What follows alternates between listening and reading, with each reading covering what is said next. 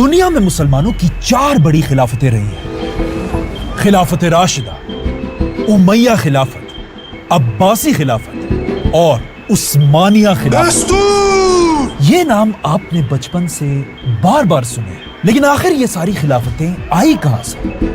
और most important, आखिर इन सारी खिलाफतों में फर्क क्या था? इस पूरी हिस्ट्री को सिंपल वर्ड्स में समझते हैं।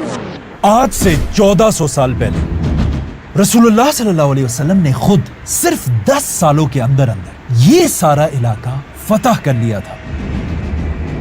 आप सल्लल्लाहु अलैहि वसल्लम के बाद दुनिया की पहली खिलाफत शुरू हुई, खिलाफत राशिदा, जिन्होंने सिर्फ 30 साल में रोमन और पर्शियन एम्पायर को क्रश करके दुनिया का ये सारा इलाका फतह कर लिया। पहली बार मुसलमान एक छोटे से मदीना के शहर से दुनिया की सबसे बड़ी सुपर पावर बने और मुसलमानों ने इंडिया से यूरोप के समंदरों तक ये सारा इलाका फतह कर लिया। लेकिन आप सल्लल्लाहु अलैहि वसल्लम के सिर्फ 30 साल बाद खिलाफत राशिदा दुनिया से खत्म कर दी गई। खिलाफत राशिदा में खलीफा हमेशा मुसलमानों के मशवरे और वोटिंग से खलीफा बनता था। मतलब मुसलमान खुद अपनी पसंद से खलीफा को चूज करते थे। हजरत अबू बकर, उमर, उस्मान और अली रज़ियल्लाहु अन्हु सब मुसलमानों की मर्जी से खलीफा बने थे, जो एक बहुत ही जबरदस्त बात थी। लेकिन सिर्फ 30 साल के बाद यह सिस्टम दुनिया से हमेशा के लिए खत्म हो गया।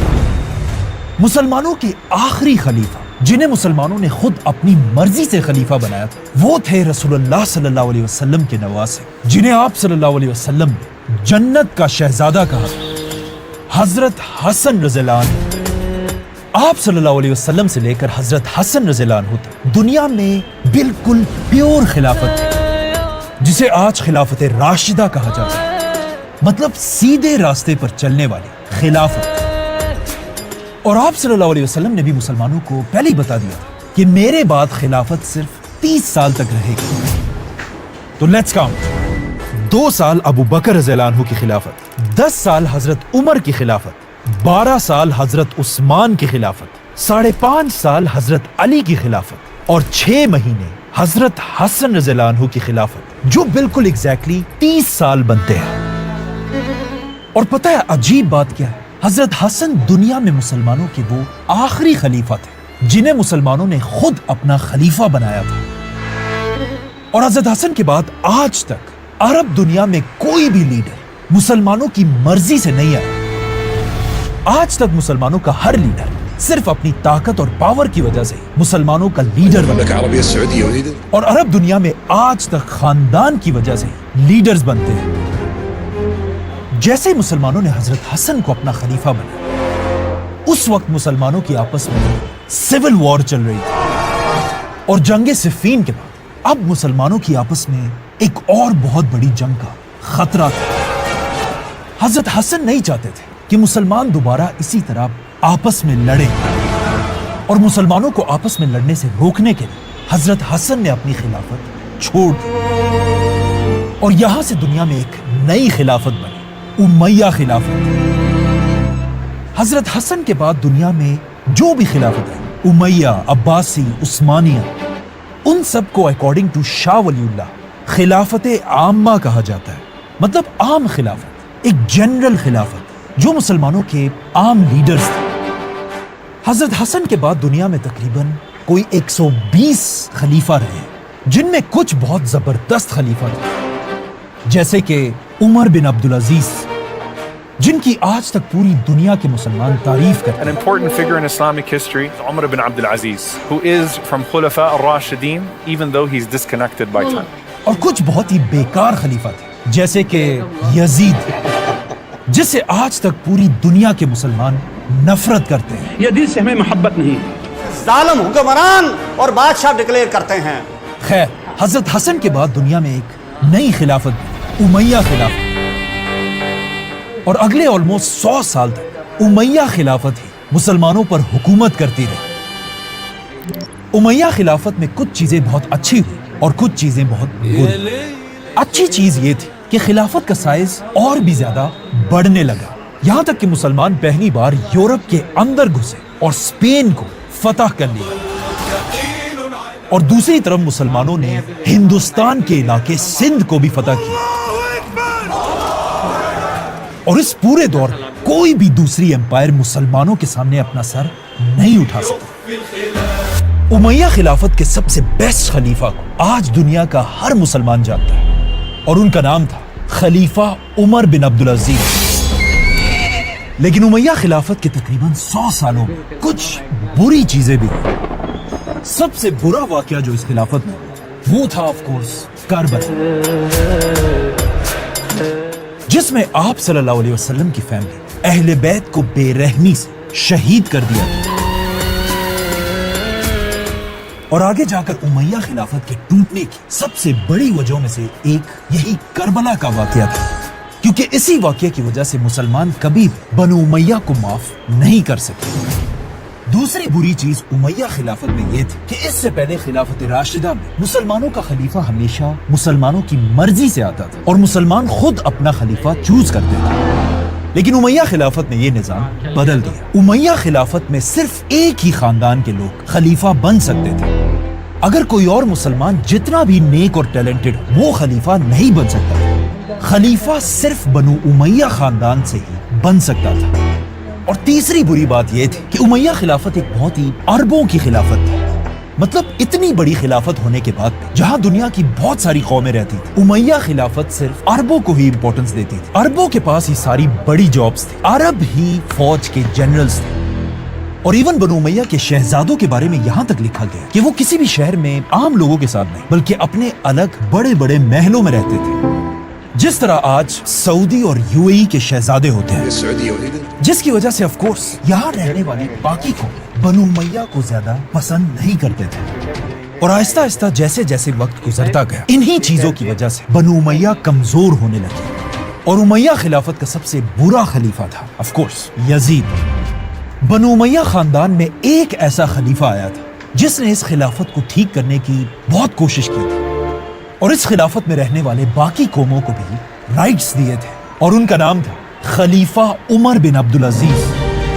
لیکن صرف 2-2.5 سال کی چھوٹی سی خلافت کے بعد خلیفہ عمر بن عبدالعزیز اس دنیا سے چلے گئے، اور کچھ سکولرز تو یہاں تک کہتے ہیں کہ انہیں انہی کے خاندان والوں نے زہر دے کر شہید کیا، کیونکہ عمر بن عبدالعزیز صرف 39 سال کی ایج میں فوت ہوئے تھے۔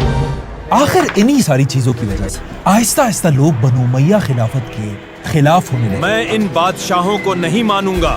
اور آلموسٹ 100 سال کے بعد ایک دوسرے خاندان نے بنو امیہ خاندان کے خلاف ہر طرف بغاوت کرنا شروع کی، اور اس خاندان کا نام تھا عباسی خاندان۔ عباسی خاندان تیزی سے آگے بڑھ رہا تھا، اور آخر ایک بہت بڑی جنگ کے بعد عباسی خاندان نے امیہ خلیفہ کو بری طرح ہرا دیا۔ امیہ خلیفہ عباسیوں سے اپنی جان بچا کر بھاگنے لگا، لیکن آخر عباسیوں نے اسے پکڑ لیا اور اسے بہت ہی بے رحمی سے مار ڈالا۔ اور کچھ کتابوں میں تو یہاں تک لکھا ہے کہ عباسیوں نے خلیفہ کی زبان کاٹ کر اسے بلیوں کو کھلا دیا۔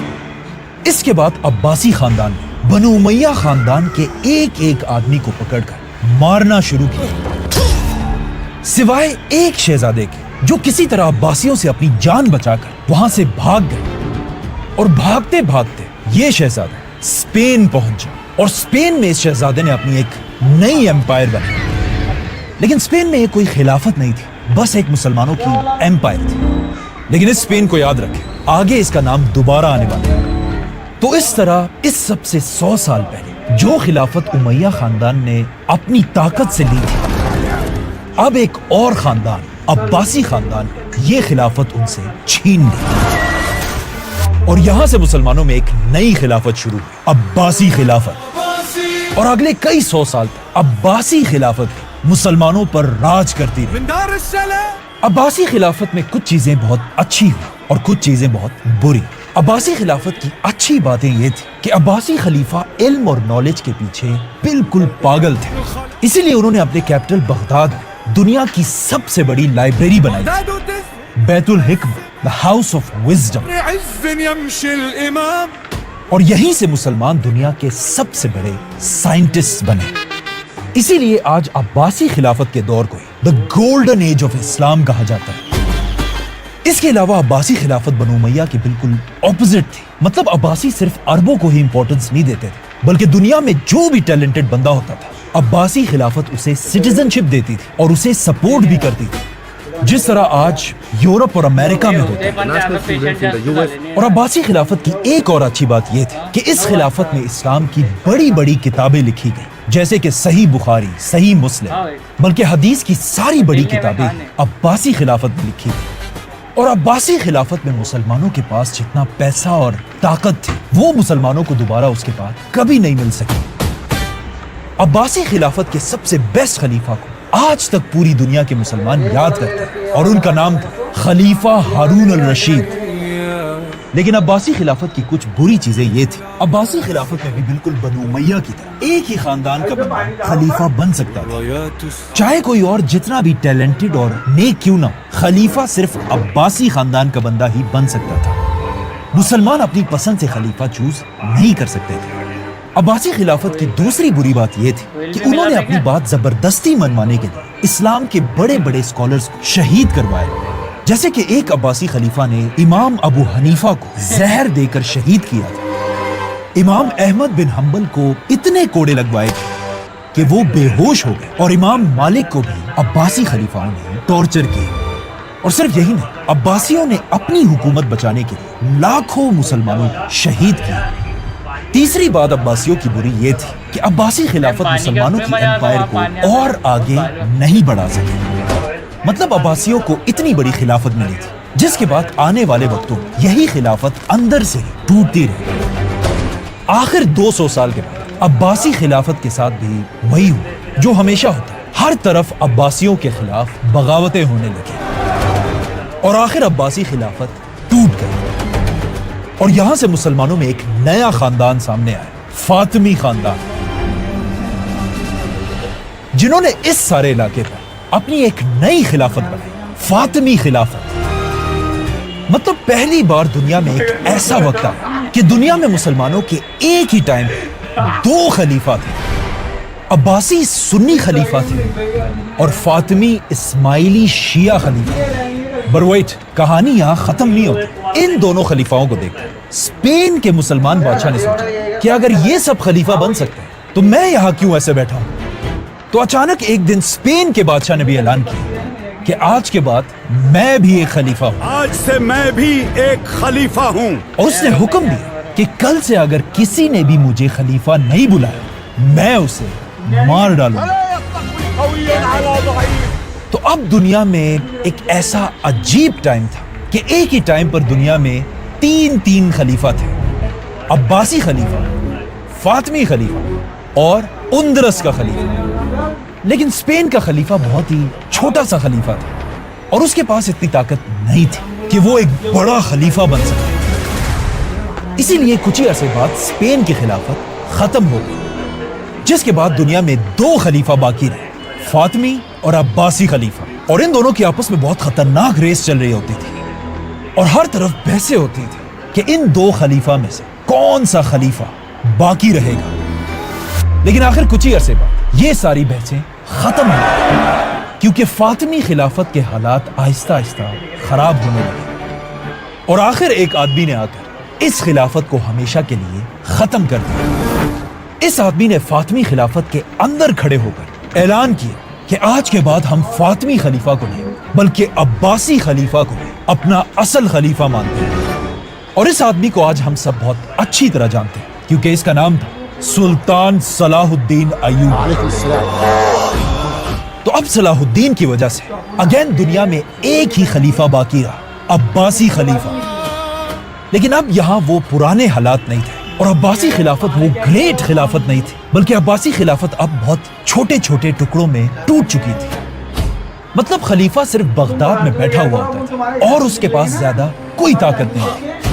تو اب جب مسلمانوں کا کوئی بھی طاقتور اسٹرانگ خلیفہ نہیں تھا, اس بات کا فائدہ خلافت سے بہت دور منگولیا کے ایک آدمی نے اٹھایا جو اب مسلمانوں کے ساتھ وہ کرنے والا تھا جس کا اب تک مسلمانوں نے تاریخ میں سوچا بھی نہیں تھا، کیونکہ اس آدمی کا نام تھا تیموجن اور یا چنگیز خان۔